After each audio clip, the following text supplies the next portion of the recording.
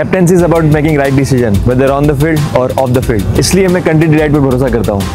They deliver 100% pure buffalo milk to my doorstep by 7 AM. Don't just enjoy our matches, enjoy village fresh buffalo milk too.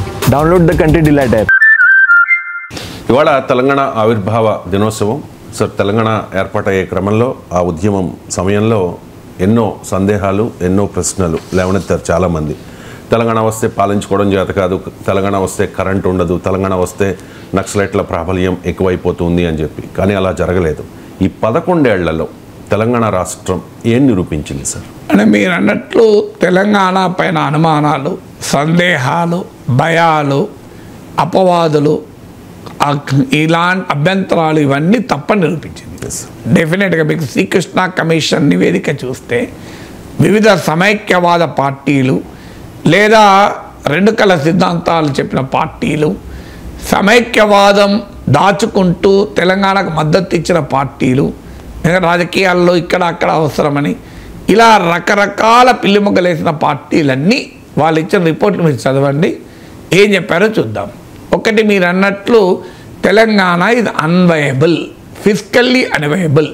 ఇది చిన్న రాష్ట్రం, అభివృద్ధి జరగదు, వనరులు ఉండవు, ఈ తెలంగాణ నిలబడదు ఆర్థికంగా అన్నారు. ఇవాళ ఇప్పుడు ఏం ప్రూవ్ అయింది? దేశంలో తలసరి ఆదాయంలో Telangana top state. Telangana physical capacity is much higher, Andhra Pradesh కన్నా కూడా ఎక్కువ Telangana physical capacity. Telangana growth rate ఎక్కడా తగ్గలేదు, పెరుగుతూనే ఉంది. తెలంగాణ పర్ క్యాపిటల్ ఇన్కమ్ పెరుగుతూనే ఉంది. తెలంగాణ అన్ని ఇండికేటర్స్లో కూడా ఇది వయబుల్ స్టేట్ అని ప్రూవ్ అయింది. ఇది వాస్తవంగా ఈ తెలంగాణ కన్నా చిన్న రాష్ట్రాలు చాలా ఉన్నాయి, అవన్నీ వయబుల్ అయినప్పుడు తెలంగాణ ఎందుకు వయబుల్ కాదు? అందులో తెలంగాణ రిసోర్సెస్ ఉన్న స్టేట్, తెలంగాణ ఎకానమీ బలమైంది అని ఈవెన్ తెలంగాణ హైదరాబాద్ రాష్ట్రాన్ని ఆంధ్రలో కలిపినప్పుడు కూడా తెలంగాణ వాజ్ సర్ప్లస్ స్టేట్. అందువల్ల ఇది అన్వయబుల్ అనే వాదన నిజం కాదని ప్రూవ్ అయింది. 10 ఏళ్ళ డేటా చూస్తే అర్థమవుతుంది. రెండవది, తెలంగాణ ప్రజలకు పాలన చేత కాదు, Telangana cannot govern it self అనే ఒక కొలోనియల్ మెంటాలిటీ. అది ఎప్పుడు కూడా, ఇప్పుడు చూడండి, బ్రిటిష్ వాడు ఏమన్నాడు? భారతీయులకు పాలించుకోవడం చేత కాదు అన్నాడు.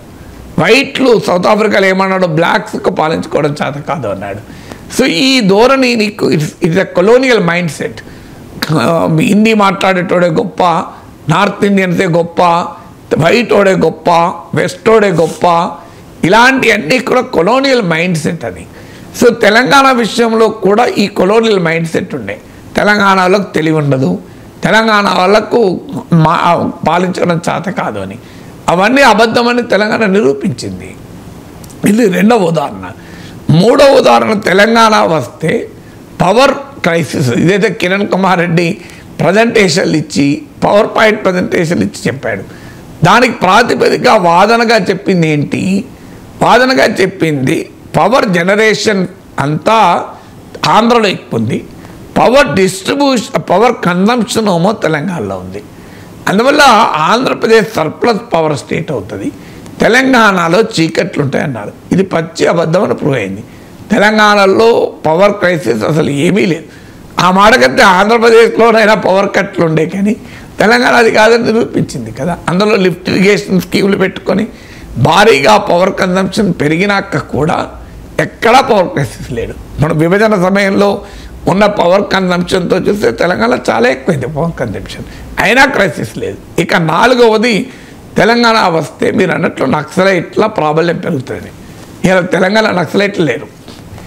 మొన్న కర్రగుట్ట ఇన్సిడెంట్, ములుగు, ఛత్తీస్గఢ్ బార్డర్, అది కూడా కావడం వల్ల తప్ప ఎక్కడ Telangana is no longer a left wing extremist affected state compared to Chhattisgarh, Orissa, ఆ మడకతే ఆంధ్ర ఒరిస్సా బార్డర్లో కూడా ఉన్నాను.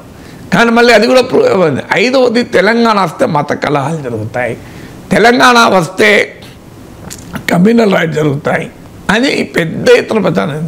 ఈ 10 ఏళ్లలో మతపర ఘర్షణలు ఎన్ని జరిగాయి? మత సామరస్యం ఎక్కడ దెబ్బతిని అల్లకల్లోలమైంది, ఇది కూడా తప్పని తెలిపోయింది కదా. ఆరవది, హైదరాబాద్ బ్రాండ్ దెబ్బతింటుంది, హైదరాబాద్కు పెట్టుబడులు రావు అని ప్రచారం.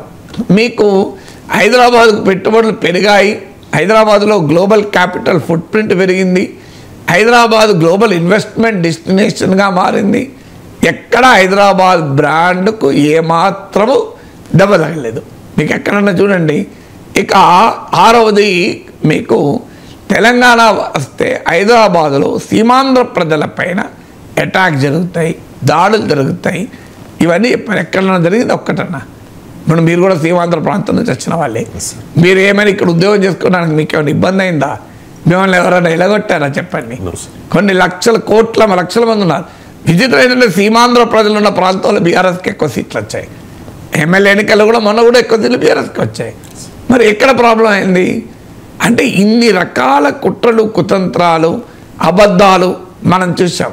అందువల్ల నీకు రాజకీయంగా రాష్ట్రాన్ని విడగొట్టద్దు, సమైక్యంగా ఉండాలి అనే వాదనలో నేను ఎవరి వాదన వాళ్ళకుంటే తప్పేమీ లేదు. Nothing wrong.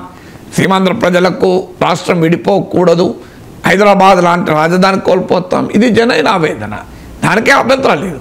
కానీ తమ రాజకీయ పొజిషన్ను సమర్థించుకోవటానికి అబద్ధాలు చెప్పద్దు. తమ రాజకీయ పొజిషన్ సమైక్యవాదమైన ఉండొచ్చు, తెలంగాణ వాదమైన ఉండొచ్చు, అది ఎవరిష్టం వారు. కానీ అబద్ధాలు చెప్పద్దు కదా. ఇన్ని అబద్ధాలు తెలంగాణ పైన అభాండాలు వేశారు. అబద్ధాలు కూడా కాదు, అభాండాలు ఒక రకంగా. ఈ అభాండాలన్నీ తప్పని తెలంగాణ ఎక్స్పీరియన్స్ రుజువైంది కదా. సో తెలంగాణ ఇవాళ ఇంత పవర్ఫుల్ స్టేట్గా ఎమర్జీ కాగలిగింది అంటే దీన్ని బట్టి అర్థమవుతుంది కదా. ఇంకొక పాయింట్ కూడా చెప్పారు మీకు, 7th or 8th point. Telangana 17 సీట్సే ఉంటాయి, ఆంధ్రప్రదేశ్ 25 సీట్సే ఉంటాయి. 42 సీట్లు కలిసింటే మన కేంద్రంతో బ్రహ్మాండంగా ఒత్తిడి తేవచ్చు అని. ఇది కొంతవరకు ఫ్యాక్చువల్లీ కరెక్ట్, కానీ పొలిటికల్లీ కరెక్టా? ఇవాళ తెలంగాణ కన్నా ఆంధ్రాకి ఎక్కువ సీట్లు ఉన్నాయి. కేంద్రంతో ఏం పోరాడుతుంది ఆంధ్ర? తెలంగాణలో 17 సీట్స్ ఉంటే ఆంధ్రలో 25 సీట్స్ ఉన్నాయి, కేరళలో 20 సీట్స్ ఉన్నాయి. ఆంధ్రప్రదేశ్ కేంద్రంతో ఎక్కువ పోరాడుతుందా, తెలంగాణ కేరళ ఎక్కువ పోరాడుతుందా చెప్పండి? అంటే అర్థం ఏంటి?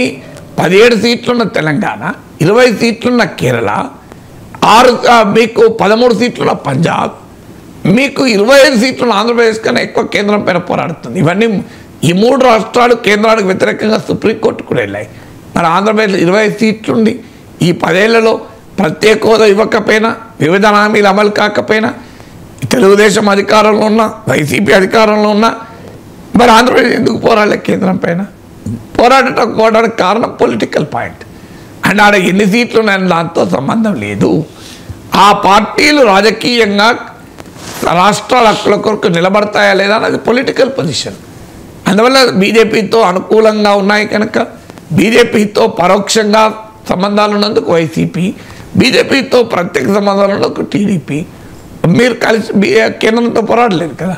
అంటే నెంబర్ ఆఫ్ ఎంపీ సీట్లు కాదు, పొలిటికల్ కమిట్మెంటు, పొలిటికల్ పొజిషన్ పైన ఆధారపడి ఉంటుంది అని కూడా ప్రూవ్ అయింది కదా. మరి ఇక ఏది కరెక్ట్ అని చెప్పండి మీకు?